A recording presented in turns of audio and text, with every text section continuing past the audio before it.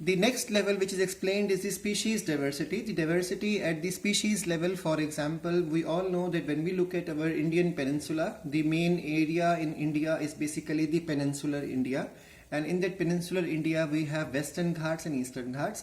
So when we compare the Western Ghats, the diversity which is available in every type of living organism, whether we talk about the lower form of plants, higher form of plants, vertebrates or invertebrates, we have more diversity in Western Ghat when compared with the Eastern Ghat. Now NCERT says the diversity at the species level, for example, the Western Ghats have a higher variety or greater amphibian species diversity when compared with the Eastern Ghat. So when you compare two Ghats, it is we are comparing basically the types of genera. See, in this concept, it's the type of varieties in the species, and this is the type of genera. So how many genera we have? So that is called as the species, or you can say how many species we have. So the varieties are basically the genetic variation, and the types of species we find there are called as the species diversity. So there are more species of amphibians in Western Ghats compared to the Eastern Ghat. And the third one is the ecological diversity. Now, at the ecosystem level, India, for instance, with its deserts, rainforests, mangroves, coral reefs, wetlands, estuaries and alpine meadows has a greater ecosystem diversity than the Scandinavian country like Norway. So when we compare two countries, so a bigger area when we consider, or the ecosystem level when we consider, India because has more diversity in its environment and different biomes. We have lots of biomes in India. We have desert, we have rainforest, we have mangroves, coral reefs and wetlands, estuaries, alpine meadows. Alpine meadows are the plain areas which we find in the hills, like something like a valleys and all. So when we look at all those areas in the hills, we have so much of diversity of the habitat, and when there is more diversity of habitat, definitely there will be more diversity of the organisms also living there. So when we compare India with the Scandinavian country which is in Europe, for example Norway is almost into the Arctic zone. So because of that, it does not have much variations. Also, India falls into tropical as well as subtropical portions. That's why when we compare these two countries, we have more diversity compared with Norway.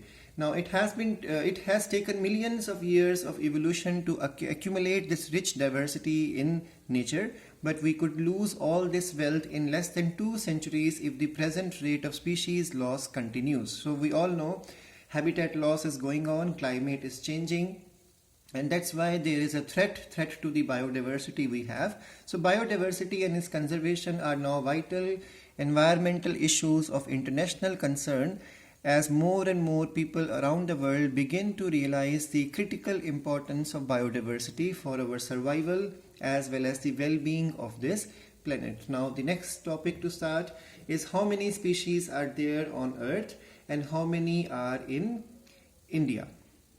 So since there are published records of all species discovered and named, we know how many species in all we have recorded so far, but it is not easy to answer the question how many still are there to be discovered. So we all have made countries, whether developed countries or the developing countries, they have been always busy making their list of how many organisms or species diversity we have, but how many are still to be found is something which we cannot give a correct value for that. Reason is because in the developing countries still there is lots of area to be covered so that the diversity could be discovered. So according to the IUCN, International Union for Conservation of Nature and Natural Resources, is IUCN, 2004, total number of plants and animal species described so far is slightly more than 1.5 million.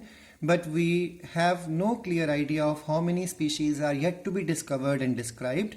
There are different estimates. Some estimates are wide one and some are educated guesses one. These are calculated guesses.